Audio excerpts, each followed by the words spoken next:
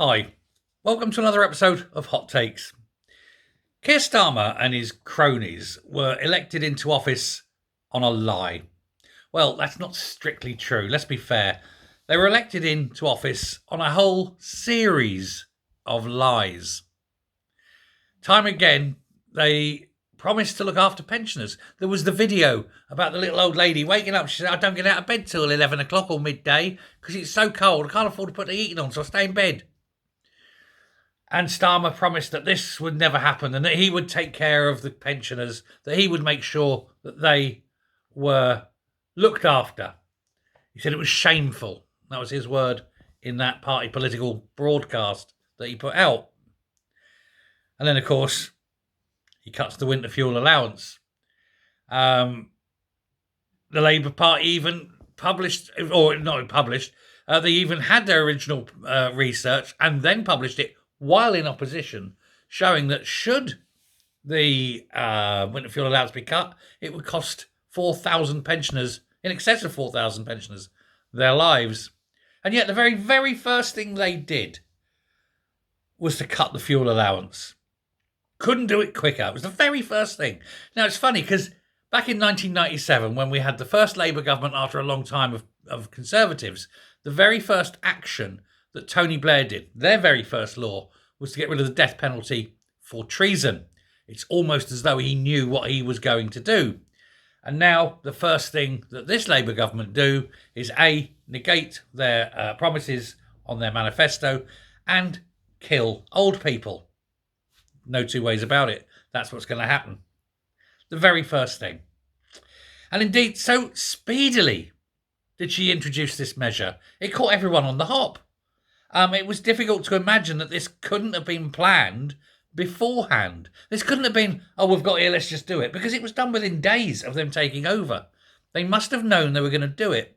So all that bullshittery of him going, oh, we're going to look after the old people, and him doing that video with the old person lying in bed was a cynical lie at the time. And it was one of many, many lies. Now, the bullshit that they're given is, oh, well, the finances is worse than we thought. No, they weren't. You knew exactly what the finances are. Firstly, they're published regularly. And secondly, the leader of the opposition is actually brought in on a lot of these things, especially when an election is looming. So it wasn't worse than you were expecting because you knew exactly what the situation was. And then you lied about that because there was no £22 billion black hole. Again, bullshittery and lies from a government that just trades in lies. That's all it does. Oh, well, the event number, 22 million, that sounds scary. And then you realise it wasn't scary enough and it went up to 40 billion. Then it went up to 100 billion.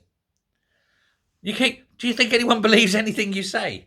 No, not a thing.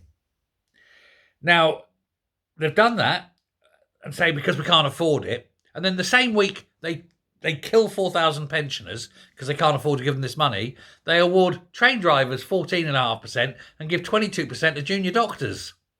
And then they give the train drivers another £300 a week simply for turning up to work. So, it kind of turns... I just think it's bullshit. Nothing. Now, how stupid do they think we are? I mean, they think we're dumb, but we're not dumb. And yet we see through it. So we know that everything on their manifesto is a lie. Every single thing. They've actually done nothing. You know this. They're getting on for 4 months in now, and they've done precisely nothing in their manifesto. And indeed, some things in their manifesto, not only have they not even done, they've reversed and made worse. When you look at the last 3 to 6 months of the Tories, house building in this country was ticking along nicely. Since Labour have come to power, house building has actually declined. And yet one of their manifesto pledges was to massively increase house building. It's declined. And it's not going to increase anytime soon. More lies, more spin, more crap.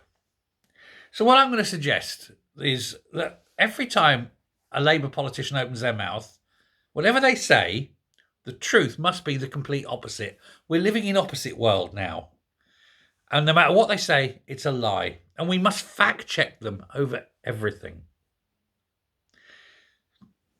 This budget is going to be so destructive to this nation. And I say this as someone who's worked in finance my whole life. I don't think this country will recover from this one budget in my lifetime. That's how bad and destructive this budget is going to be. I don't think in my lifetime it's going to recover. And I'm 57. There will be children born today who may never grow up in a Britain that's got wealth. They're going to be born into a third world country, a destroyed country, destroyed by socialism. And the trouble is, people voted this crowd in. People failed to accept that socialism is always a failure. Socialism is evil. Socialism goes against human nature. It is inhumane and it is wrong. And no matter how many times these wankers sit there and say that we who protest against socialism are the far right, we're not the far right. You know what we are? We're just right. And they get their shock troops and their stormtroopers and they come after us. They prosecute, they jail, they threaten. You've got that hope not hate lot, which is just basically the ground forces for this. And if anyone's filled with hate, it's hope not hate. And they try to frighten you and bully you. And if you say that, you're an ist and a phobe and a something and a terrible person. We're not. What we are people who don't want our country destroyed for the sake of Marxist communism.